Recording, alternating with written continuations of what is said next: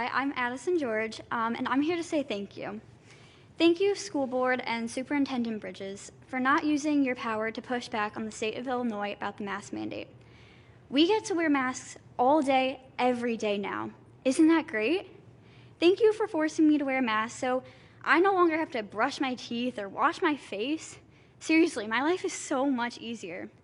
I don't wear glasses, but if I did, I would thank you for concealing my eyes with the fog from my breath, too. Thank you for teaching students that our own mental health is much less important than making triple vaccinated adults feel safe. Thank you for teaching me that even the most minute risk is not worth taking. Life is best when you take the path of least resistance, with no chance of failure and definitely no chance of catching a cold. Thank you for not reaching out to the students to ask how we feel about masks, because if you did, the majority of students would say that they hate masks, and then you might second-guess your decision to make us wear them. Thank you for allowing me to experience the anxiety associated with never seeing facial expressions. Thank you for teaching us that we should never question authority or think critically, but instead, we should follow whatever the people in charge tell us to do. Obedience is best. I realize now that thinking for yourself is overrated and not really necessary when you can just make decisions based on fear. Thank you for pushing your irrational fears and anxieties on me, because I didn't already have enough to worry about. I realize now how easy I had it when I only had to worry about my classes, my grades, SAT, and getting into college.